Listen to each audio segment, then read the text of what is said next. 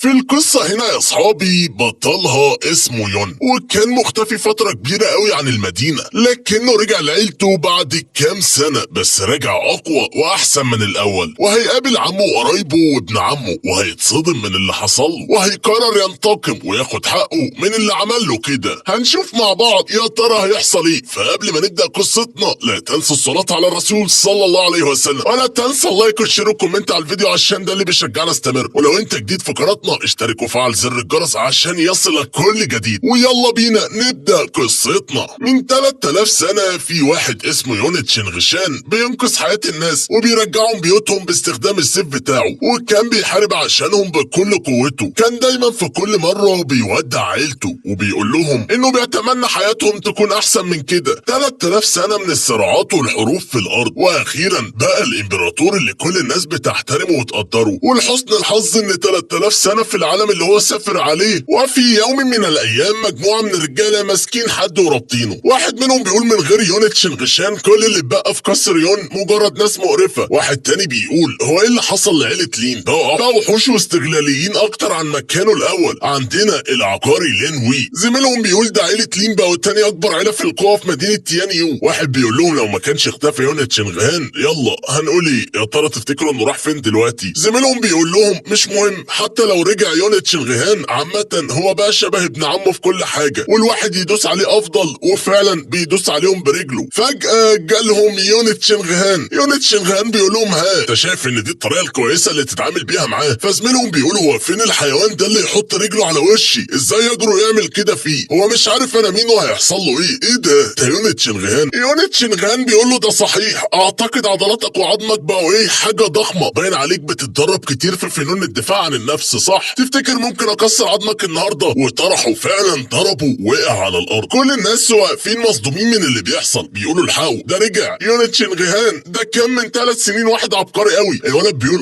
اكيد طبعا هو بقى مستواه احسن من كده واتدرب كتير عن الاول. زمايله شالوه بعيد وهو مضروب ومتبهدل، وبيقولوا لوين اوعى تفتكر ان عيلة لين هتسكت على اللي انت عملته ده، اكيد هيتصرفوا معاك اما نشوف ساعتها هتعمل ايه. يوم بيقول لنفسه بعد ما مشيت عيلة لين المفروض اصلا ان عيلة يون هم كانوا الاصل هنا ورقم واحد في مدينة تيانيو. وقف يون يتفرج عليهم وهم ماشيين بعيد وبيفكر يا ترى هيحصل ايه، وراح عند ابن عمه وبيقوموا بعد ما كانوا ضربوه جامد. يوم بيقول له ابن عمي. فابن عمه بيقول له اخويا انت رجعت علشاني. فيوم بيقول له ما تتكلمش دلوقتي، شكلك تعبان، هو انت دراعك مكسور ولا ايه؟ هل الاشكال المعفنه دي اللي عملوا فيك كده؟ فيوم بيقول له ايه ده يون اير عمي وابويا وكيير كلهم بخير. فعمه بيحكي له عن اخته وبيقول له فجاه يا يون انت وابوك اختفيتوا، ما تبقاش منكم الا السيف بس هو اللي موجود. يون كان زعلان قوي ومتاثر من كلام عمه ليه، وبيقول له اكيد عيله تيانجين السبب. طيب يا عمي هو ابن عمي ايه اللي حصل لايده؟ عمه بيقول له اهي دي قصه طويله يا ابني، من رايي انه الافضل انك تريح شويه من كل ده، واكيد لينا كلام تاني بعدين. يوم بيقول لنفسه حتى عمي خلى الموضوع ده هو كمان سر، يا ترى بس ايه اللي حصل لابن عمي؟ واحد من المجلس بينادي على عم يون وبيقول له بينادوا على حضرتك ومستنيينك في قاعه المجلس، وبيقولوا ازاي حضرتك تختار وريث تاني؟ عمه راح المجلس فعلا، وبيقول واحد من الموجودين من ساعه ما مشي اللي قبل كده وفضل مكان وريث الاسره ده فاضي بقاله يجي قرب سنه ونص، وابني اهو موجود وبقى في المستوى السادس كمان بصرف النظر عن الموهبه طبعا، وكلهم اصلا من الاوائل في العيله. عم يون بيبقى معترض على كلام الراجل ده وبيقول له اصلا ما ينفعش ان حد يورث منصب الحاكم الا لو حد من العيله نفسها، ما ينفعش حد تاني يجي ابدا. الراجل العجوز في المجلس بيقول له ماشي كلامك تمام، بس دلوقتي يون تشنغهان مش موجود ومحدش عارف هو راح فين، وبعدين على كلامك اللي بتقوله ده هو في حد تاني موجود من بعد يون؟ لو فضلت مصر على كلامك ده يبقى من رايي انك تعتزل احسن ليك، ويا سلام يكون بقى في وريث جديد. عم يون بيقول له انت ازاي تجرؤ تقول الكلام ده؟ فجاه دخل يون تشنغهان والكل كان مصدوم وسمع كلام الراجل وبيقول لهم طيب ودلوقتي من رايي انكم كلكم تخرجوا. واحد من المجلس بيقول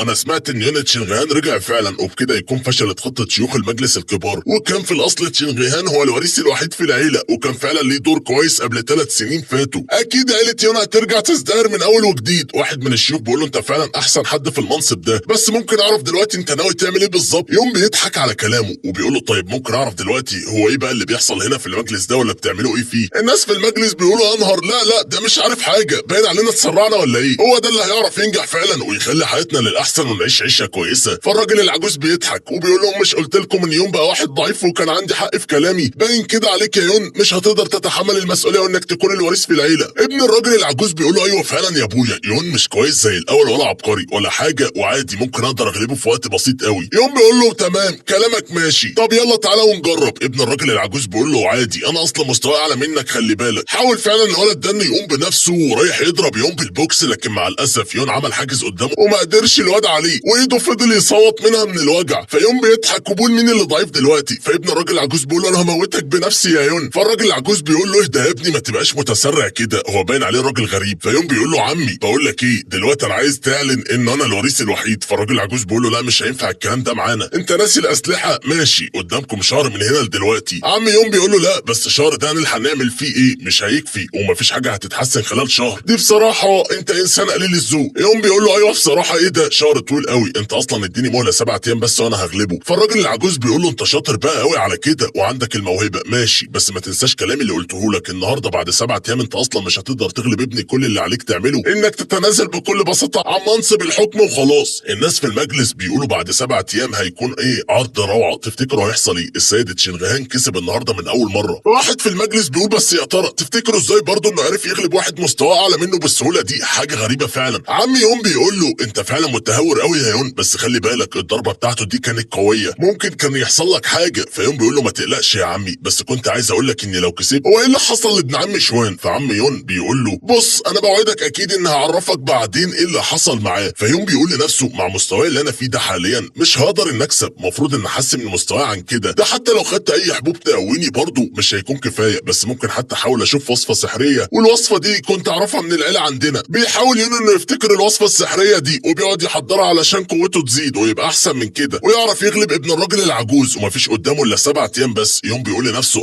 انا تعبت بجد في الوصفه دي، يا مسهل تطلع زي ما انا عايز، خلاص ما بقاش غير 3 دقايق اهو. فجاه الباب بيتفتح عليه جامد، فيون بيقول لنفسه هو انا مش طلبت من الحارس انه يخلي باله؟ يا ترى مين اللي عمل كده؟ وكانت بنت يون يعرفها. فالبنت بتقول له يون انت مش عارفني؟ ده انا اول ما عرفت انك هنا جيت على طول بسرعه. فيون بيقول لها يلا اتفضلي امشي من هنا يلا. فالبنت بتقول له انت ازاي بتقول كده مش عارفني؟ انا شياو تشان. فيون بيقول لها ايوه انا عارف انت مين بالظبط. فالشياو شان بتقول له انا عارفه انك متضايق مني، بس انا ما شفتكش بقالنا يجي 3 سنين لحد دلوقتي، هو انت بجد ما افتقدتنيش؟ فيون بيقول لها ايوه فعلا افتقدتك، بس انا وانت وقتها كنا مخطوبين، بس انت خنتيني ورحت اتجوزت واحد تاني غيري علشان خاطر الفلوس، خليتيني مسخره الناس كلها هنا في المدينه، منتظره مني يكون رد فعل ايه ناحيتك اول ما اشوفك. يوم كان متعصب قوي منها ومتضايق على اخره. فيوم بيقول لها دلوقتي جاي كمان تدخلي عليا فجاه وانت هتخليني ابوظ حاجه بعملها ومستنيها علشان اشوف هعمل ايه في حياتي؟ مفيش قدامي الا كام يوم بس ويلا بقى لو سمحت امشي من هنا. شياو شان بتقول له معلش سامحني انا عارفه اني غلطت في حقك كتير وجاي النهارده يمكن اعرف اساعدك. فيوم بيقول لها جايه تساعديني في ايه؟ يعني هو انت مفكره نفسك بقيتي من العيله الامبراطوريه؟ فشياو شان بتقول له يون ارجع بلاش كلامك ده، انا اكيد عمري ما نسيتك وكان ارتباطي ده بشكل رسمي مش اكتر من كده، لكن انت اكيد غالي عندي. فيوم بيقول لنفسه هي فعلا دي كانت اغلى انسانه في قلبي وعمري ما نسيتها ابدا، كانت حب عمري ومش قادر انسى اليوم اللي عرفته فيه بارتباطها ده، بس انا اكيد بحترم اختيارها ودلوقتي غير زمان كل حاجه اختلفت من وقتها، فرق 3 سنين برضو كتير، انا ما عدتش الولد الهبل بتاع زمان. فيوم بيقول لها انت تبعدي عني دلوقتي، مفكره نفسك جايه تضحكي عليا بكلامك ده. فشياو شان بتقول له ارجوك بس اسمعني مره واحده. فجاه جه ابن الراجل العجوز وبيقول له ابن الراجل العجوز قفشتك يا يون وانا اللي مفكرك بالجهاز للمعركه، اتاريك كمان بتكلم واحده مرتبطه، كمان مش عارف اقول لك ايه الصراحه. فيوم بيقول له انت جاي لحد بيتي ومفكر نفسك هتستفزني بكلامك ده؟ على فكره ولا بتشغل بالي باي كلمه انت قلتها ابدا عشان مش هغلبك، بس في خلال كام يوم ممكن نخليهم خلال ثواني لو حبيت كمان يلا تعالى. ابن الراجل العجوز بيقول له انت بتهددني ولا ايه؟ وانا اقدر اخلص عليك في بوكس واحد بس. يوم بيقول له تعالى، ده انت جيت لي في الوقت المناسب بالظبط. ابن الراجل بيقول له يلا وريني قوتك ايه دلوقتي حالا. ضربوا بعض فعلا ضرب جامد وابن الراجل العجوز مصدوم من قوه يون وبيقول ايه ده، بس وقع على الارض. فشياو شان بتقول يون انا مش عارفه هكون عايشه ولا ميته، انا حاسه ان اكيد لسه في قلبك، هو انت ضربته علشان كان بيقول كلام مش حلو وبيضايقني صح؟ فيوم بيقول لها يلا اتفضلي امشي من هنا، لو ما مشيتيش حالا كل القصر هيعرف انك جيتي هنا عندي، وفي الواقع جوزك ده لو عرف هتكون مشكله كبيره ليكي. فشياو شان بتقول له لا هو في الحقيقه خطيبي بس احنا لسه ما ارتبطناش، وفي الواقع ممكن لو انت بس بكلمه منك افركش الارتباط ده خالص. فجاه جالهم واحد غريب يون من، وده واحد قاتل مشهور في عيله يون والاف من الناس اللي ماتوا على ايده، ومش بس الناس الغريبه اللي كانت بتترعب منه، ده كان حتى ناس كتير في القبيله عنده بيخافوا منه برضه. شياو شان خافت منه حتى هي كمان. فيوم منغ بيقول له سيد يون انت كويس، انا سمعت ان في ناس جايين علشان يضايقوك هنا، فجيب بصراحه بسرعه علشان الحق لا يحصل لك اي حاجه. فيوم بيقول له يا منغ خايف عليا الدرجه دي؟ فمنغ بيقول له ايوه طبعا انا سمعت من فتره طويله انك جيت وما قدرتش ان اجيلك على طول، معلش ارجوك تسامحني يا سيد يون. فيوم بيقول له لا طبعا يا منغ مفيش بينا الكلام ده، انت عارف معزتك عندي، دلوقتي لازم يان اير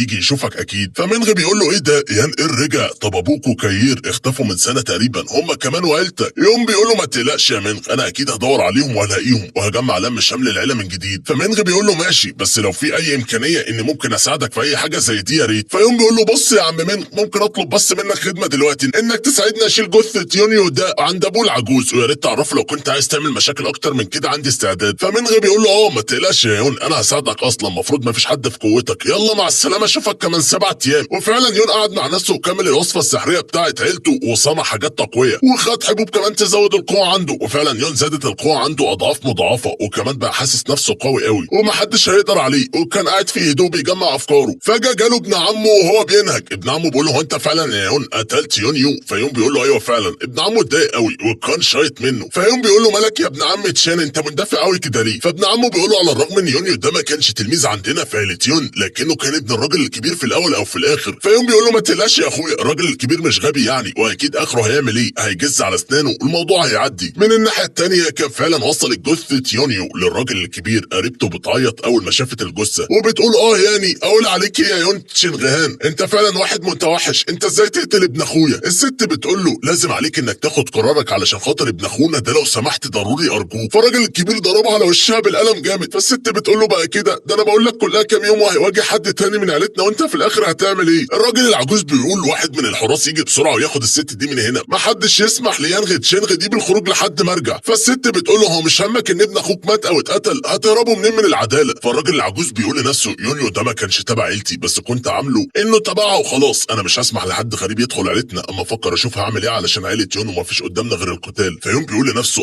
ومين يونيو ده اصلا؟ فتشان بيقول بس انا قلقان يا اخويا، بالمناسبه حبيت اعرفك ان الامبراطور بيحتقر دايما القتال علشان السلطه، انت ليه بتضحي بحياتك يا يون؟ ده ما عادش قدامك الا 7 ايام بس للقتال. فيون بيقول انا بصراحه يا تشان ما عنديش اي مصلحه في حوار ان اكون الوريث ده، بس اكيد في سبب مهم. تشان بيقول له السبب ورا انك مش بتقول للامبراطور عن يان ده عشان مصلحتك الخاصه، بيفتكروا ذكرياتهم وهم صغيرين وقت التدريبات ما كانت شغاله. يوم بيقول كنت انا واختي كاير دايما نروح المكان ده هناك كتير قوي، مكان التدريبات القتاليه، المكان اللي بيخبوا فيه الكنز السري لعيله يون. كان المكان ده فيه تدريب الفنون القتاليه تبع عيله يون، وفي كانت بتتعمل مجموعه من التمارين اللي تم جمعها من وقت ما العيله اتاسست. بيعرضوا تدريبات كتير قوي في الدور الاول، وفي الدور الثاني 300 تمرين للمستوى المتوسط، وفي الدور الثالث 30 تمرينه وده المستوى العالي. بس كل مكان هو كنز بالنسبه للعيله هناك، ومفيش بس غير اطفال يون اللي نجحوا في تقييم حارس البرج، وعندها بس بتكون متاهل للمستوى الثالث. يون دخل على واحد مكان معين وبيقول له ايه الفايده انك عايز تستلف كتاب معين؟ فيون بيقول له اصلي بحضر البطاقه بتاعتي، وفي الحقيقه انا كنت مسافر مرتين قبل كده وبصراحه ضيعت كل حاجتي وقتها. سيد تشانغ بيقول له طب عايز اخد صوره ليك في الحاله دي، ازاي انك تنسى حاجتك وتضيعها؟ امال هتكمل المفروض تعمله ازاي؟ فسيد تشانغ بيقول له ماشي على العموم كده تمام. فيون بيقول له شكرا ليك بجد يا سيد تشانغ. فسيد تشانغ بيقول له ممكن انك تطلع الدور الثالث في ورشه الاختيار، بس في قواعد مفروض انك تعرفها. اول حاجه انك مفروض تختار ورشه عمل واحده بس ليك بالكتير قوي يعني، وتاني حاجه ما تقعدش اكتر من نص ساعه. فيون بيقول له ماشي شكرا. يون طلع فوق الدور الثالث وبيقول كل التمارين الكويسه تبع عيلتي كلها ممكن اعرفها في خلال 3 دقايق بس، وهتساعدني كتير. هتعلم تقنيات السيوف السبعه. وفعلا يون عارف كل المهارات والتمارين اللي المفروض يعرفها ومستواه اتحسن قوي. يون بيقول لنفسه كده اقدر اغلب منغ يانغ وتشينغ بايدي في خلال 3 ايام بس. وفجاه ظهر له كتاب بيقول الكتاب ده محدش يعرفه وفيه مهارات روعه وحاجات سحريه كتيره، بس ما كنتش متوقع ان اشوف الكتاب ده موجود هنا في قسم الكونغ فو، وده الكتاب ده يعتبر كنز موجود هنا، انا بفكر اخده. نزل يوم من الدور الثالث عند سيد تشانغ. فيوم بيقول له سيد تشانغ معلش ينفع استلف الكتاب ده؟ وفعلا مشي يوم من المكان. يوم بيقول لنفسه ده كده فاضل 3 ايام بس على المعركه، ما فاتش الاوان برضه لسه، علشان اكون لحقت رجعت البيت واغير هدومي قبل ما اروح اعمل رياضه. يوم كان فعلا روح البيت ولحق غير هدومه وبقى في احسن حال ولبس بدله جديده. كل البنات شافته اتصدموا من شكله، وابن عمه حتى ما كانش مصدق. وكان ماشي هو وابن عمه في الطريق بالليل، لكن في الوقت ده كان في بنت من عيلتهم هي كمان ماشيه، وواحد وقفها في الطريق ولسه هيضايقها، كان جه يون وخلاه يبوس جزمته. كمان الولد ده فضل يصوت ولسه بيقول انه هينتقم من يون. راح يون بمهارته السحريه كان ضربه، والناس كلها قعدت تضحك على الواد ده، بس طبعا صحابه ما سكتوش، بيقولوا له قد ايه انت واحد قاسي يا يون ومش هنسكت ليك علشان صاحبنا. بس يون كان لسه هيضربهم كمان، فجاه ظهر منك وبيقول له يا سيد يون دول ما يستحقوش انك تبهدل نفسك علشانهم، انا هتصرف معاهم ما تقلقش انت. وفعلا كان ضربهم كلهم جامد. يون بيقول له عمي منك بجد 3 سنين فتره كبيره قوي، بس قوتك ما اتغيرتش زي ما هي وما زالت بتتحسن برضه مهما كان. يون بيقول له عمي منك اربطهم وارميهم في اي مكان، خليهم يتعلموا ازاي يتصرفوا يتصرفوا كده تاني ويتريقوا على عيلتنا. فيون بيقول لها يلا قومي يا فيفي انت كويسه، يلا ارجعي لبيتك. وفعلا يون روح البيت وطلب من العم منغ يجيب له حاجات هتساعده في وصفاته السحريه علشان يحسن من قوته. يون بيقول له عمي منغ مش عارف اشكرك ازاي، بس عايز منك خدمه انك تسيبني لوحدي دلوقتي، بس انت اكيد هتفضل موجود بره علشان تحميني صح؟ منغ بيقول له ايوه طبعا هفضل موجود. في اتنين بيراقبوا بيت يون من بره وبيقولوا لبعض يا ترى يون بيعمل ايه في بيته جوه، اهو طلب مننا اننا نراقبه ونشوف تحركاته ايه. ومشيوا بعدها، لكن يون كان عارف انهم باعتين ناس علشان يراقبوه من بعيد وكان بيستعد للمعركه، وكان يون مخلي في قرد بيساعده هو كمان. وطلع يون واقف على سطح البيت وبيجمع كل طاقته وبيركز في وصفته السحريه. وفعلا لاحظ العم منغ حاجه غريبه بتحصل فوق. فالعم منغ بيقول ايه ده يا يون، هو في ايه بيحصل فوق عندك وازاي قدرت تعمل كده؟ يون بيقول له لا مفيش حاجه ما تقلقش، ما ينفعش ان اقول لك حاجه دلوقتي، مجرد حاجه كده بعملها علشان قوتي. فمنغ بيقول له بس انت قوتك كده كبيره قوي. فيون بيقول له اصلي كنت بتدرب كتير زمان قبل كده بقالي سنين. يون عرف منغ شويه حاجات من اللي اتعلمها في حياته في التدريبات وكمان زود القوه عند منغ. منغ بيقول له انت ساعدتني كتير يا يون شكرا ليك. فجاه بنشوف تشان جاي بسرعه وبيقول لهم الحقوا ده الامبراطور يان، يلا كلكم لموا شنطكم بسرعه. فتشان بيقول لهم يلا يا يون بسرعه الحق استخبى او حتى تعالى معايا، بس المهم انك تمشي من هنا بسرعه قبل ما يجي وتلحق تتدرب في اي مكان فتره مؤقته. تشان بيقول له ايوه ده رجع وعرف انك قتلت يونيو وكمان ناوي انه يموتك يوم المبارزه زي ما بقول لك كده، وكمان ابويا سمع شويه اشاعات. فيون بيقول له اخويا ما تقلقش عليا، مفيش حد دلوقتي يقدر انه يعمل لي اي حاجه ومفيش اي خطر عليا ما تقلقش. فتشان بيقول له بس يا اخويا يون. فيون بيقول له بص كده حواليك، انت مش ملاحظ ان في حاجه متغيره في جنينه البيت بتاعي؟ بيبص تشان حواليه. فتشان بيقول له الوصفه السحريه، انت عدلت القوه بتاعتك. يون بيقول له ايوه يا اخويا انا قريب هكلم ابويا وعمي وييجوا يعيشوا معايا هنا، وكمان انت يا تشان لازم هشوف حل في ايدك الشمال دي، مش ناسي اللي حصل لك انت كمان، وهخليهم يدفعوا الثمن قصاد التعذيب اللي عملوه فيك. يون بيقول له ايوه لازم ادفعهم الثمن كويس قوي، وهخلي كل المدينه تعرف ان رجعت من جديد تاني، ومش هسمح لاي واحد تافه انه يتنمر على شعبي من جديد. فتشان بيقول له تمام. فيون بيقول له اخويا في ايه، في حاجه؟ فتشان بيقول له لا مفيش، انا بس بفكر في قدراتي وازاي ان عندي اخ كويس زيك. الناس في المدينه بيتكلموا على يون وقوته اللي زادت ومتغير. واحد منهم بيقول له ده يون اتغير قوي عن الاول وقوته زادت، هو انت لسه عندك الشجاعه علشان تنافسه؟ واحد تاني بيقول له يا جماعه تفتكروا يون هيعمل ايه، ولا هو مش اكيد انه ممكن يموت النهارده؟ كلهم بيقولوا هاب بصوت عالي وبيبصوا للسماء وبيتوعد ليه ابن الراجل العجوز، وبيقول الراجل العجوز ليانغ تشين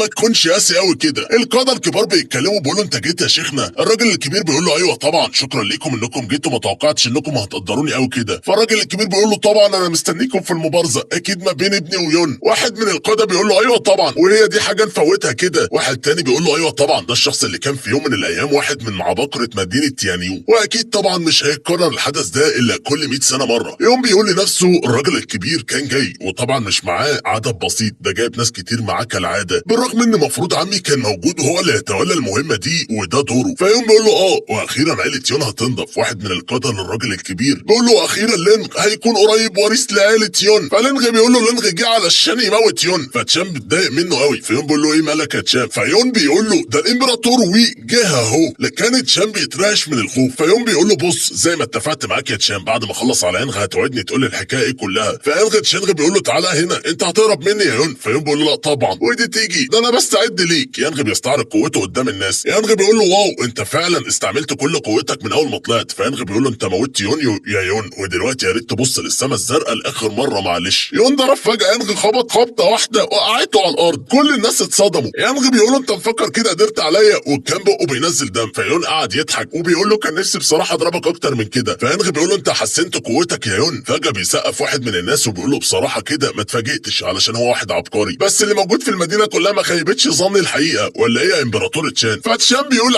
لسه جاي الراجل يضرب تشان. يون وقف له بيقول له ما تلمسش يا اخويا بايديك دي لو سمحت. فالراجل بيضحك وبيقول له هو ليه الشباب متحمسين هنا قوي كده؟ ده انا بس كنت جاي بقدم احترامي كله للامبراطور تشان. فالراجل بيقول له ده الزراعه عنده باظت وزراعه فضلت مكسوره يجي نص السنه، ده خف فعلا بقوه، لازم اجي اهنيك بصراحه. فيون بيقول له انت مالك ومال اخويا، انت بدلت معاه حاجه؟ فالراجل بيقول له ايه ده، هو الامبراطور تشان ما عرفكش ولا ايه؟ فالراجل بيقول له بصراحه عملت معاه حاجه زي كده ومعيش حاجه تكسف ان اعرف اللي حواليه عادي يعني، وبما انه ما عرفكش حاجه فانا قررت اقول لك. فشون بيقول له لا انا هعرف يون الحقيقه كلها اللي في قلبي، انا هعرفك يا يون السر كله بعد ما ارجع. فيون بيقول له طيب ماشي مفيش مشكله. فالراجل بيقول له تشان انت بتهرب ورايح لمكان الكنوز الثلاثه ده، المره دي جيت لحد عندك عند عيله يون، هو في حاجه تانية مهمه؟ فيون بيقول له هو انت في ايه ولا بتتكلم عن ايه؟ فالراجل بيقول له ايوه انا جيت النهارده بامر من رئيس لعيله لين بالنيابه عن عيله لين التحدي في عيله يون، انا بتحداك ولو انت كسبت فيه عندنا مصنع خام للحديد. واحد من الناس بيقول له هو ايه مصنع الحديد ده؟ واحد تاني بيقول له ده مصنع كبير قوي معروف في البلد والسبب في انهم اغنياء كده. فعم يون بيقول له لا مش هينفع الكلام ده. فالراجل العجوز بيقول له بصوا بما ان ابني اتهزم قدام يون انا بعترف بالهزيمه. الراجل بيقول له يون تشنغهان انت رئيس عيله يون، هو انتوا جبناء ولا ايه مش قادر على التحدي ده؟ فيون بيقول له اخويا تشان بقول لك ايه، خلي الرجاله القديمه دول يتكلموا مع بعض دلوقتي شويه، انا هاخدك على مكان هادي احسن من كده، بس قول لي ايه اللي حصل معاك من قبل كده. فالراجل بيقول له يون تشنغهان انت ازاي متجاهل كلامي؟ فيون بيقول له يلا يا اخويا تعالى نتكلم بعيد عن هنا، احكي لي اللي حصل معاك. فتشان بيقول له يا اخويا انا اتذليت بما فيه الكفايه لحد النهارده، مش هنسى ابدا الفتره دي من حياتي. وهيحكي تشان ليون عن اللي حصل وقتها. من وقت بعيد كان عمه بيكلمه بيقول له يا تشان انا سمعت انك مهتم ببنت الزعيم في عيله لين. تشان بيقول له ايوه في الحقيقه كلامك صح يا والدي. عمه بيقول له طيب انا النهارده هروح لابوها ونتكلم في حوار الجواز بتاعك انت ولين ونحدد الميعاد سوا. فعمه بيقول له ايوه طبعا بس انت فاهم اكيد ان الحوار ده ما يخصكش انت لوحدك، ده يخص عيلتنا كلنا كمان. انت عارف طبعا من وقت ما اختفى تشنغهان قوه عيله يون ما عادتش زي ما كانت قبل كده. زمان كانت عيله يون ممكن تقدر تتنافس مع عيله لين، ومن بعدها بقت عصابه الذئب من اكبر القوى الثلاثه الرئيسيه في مدينه تيانيو، ومن بعدها وهم بيحاولوا يستولوا على مدينه تيانيو كلها. والده بيقول له فلازم عليك دلوقتي يا تشان انك تتجوز من بنت عيله لينا علشان توقف العيلتين سوا ونتحد سوا قصاد عصابه الذئب الحديديه. وبيقول له معلش يا تشان ده هيكون حدث كبير وعلشان مصلحه العيله كلها. فتشان بيقول له لا يا والدي انا كده بعمل على مصلحه العيله وكمان كده هتجوز اكتر بنت انا بحبها، يا ترى مين في الدنيا عنده حظ احسن من حظ؟ تشان بيقول له ايه ده يا اخويا كل الحكايه وكل اللي حصل باختصار. يون كان متضايق قوي من اللي سمعه منه. فتشان بيقول له ايوه يا اخويا ده كل اللي حصل ومن قوتها، وانا كل يوم احوالي اتبهدلت بقى لي 6 شهور على كده وبعدت نفسي عن كل الناس وبقيت لوحدي، يمكن اقدر انسى كميه الذل والاهانه اللي تعرضت لها وقتها. تشان بيقول له انا كمان عايز انتقم منه يا اخويا واموت بايدي لين وي ده عايز ادمر عيله لين كلها، بس انا ما عنديش القوه الكافيه لكل ده. تشان بيقول له انا ممكن طبعا اعتمد على اكبر واحد في العيله سيد تشينغ جه، ولسه الراجل العجوز رايح يكلمه بيوقفوا من عم يون وبيقول له لو سمحت عندك لحد هنا طلب السيد يون والشيوخ الاربعه انهم يشوفوه. يون باصص من فوق على الراجل العجوز بس بيبص وهو متضايق. فالراجل العجوز بيقول لنفسه شكل تشان حكى ليه كل حاجه. فالراجل العجوز بيقول له يون انت بكده تكون كسبت في المسابقه وبقيت فعلا وريث في العيله، بس عليك انك توافق على شرط واحد انك ما تنتقمش علشان تشان طول عمرك. معلش ما تلومناش على كده. الناس بيقولوا فعلا احنا مالناش ذنب في اللي حصل مع تشان، وان انت تنتقم بداله وندخل في حرب مع عيله لينا علشان خاطره مش هنفرط فيك برضه لو حصل لك اي حاجه ولا انت اتخليت عن فكره الوريث للعيله. تشان بيقول الحوار مش بس انك تنتقم لي، بس الحوار صعب من ناحيه الاداره العليا لعيله يون. يون بيقول له لا يا تشان انا كده اكتفيت ولازم اخد حقك واولهم منك انت يا راجل يا كبير. فالراجل العجوز بيقول له انا برضه لازم مش هسكت لك. ولسه الراجل بيتوعد له وحاول يهجم على يون، لكن يون ضرب الارض بايده الارض بكل قوته، فالارض كلها انكسرت مع انها كانت مسطحه. كلهم اتصدموا وما كانوش مصدقين وبيقولوا ايه ده وانه اتغير قوي كده عن الاول وايه القوه دي. فيا ترى يون هيعمل ايه مع الراجل العجوز ده وهل هينتقم لتشان اخوه؟ ده اللي هنعرفه في الجزء القادم من حكايه بطلنا يون. فقبل ما ننهي قصتنا لا تنسوا الصلاه على الرسول صلى الله عليه وسلم، ولا تنسى اللايك والشير والكومنت على الفيديو عشان ده اللي بيشجعنا استمر. ولو انت جديد في قناتنا اشترك وفعل زر الجرس عشان يصلك كل جديد. اشوف وشكم على خير.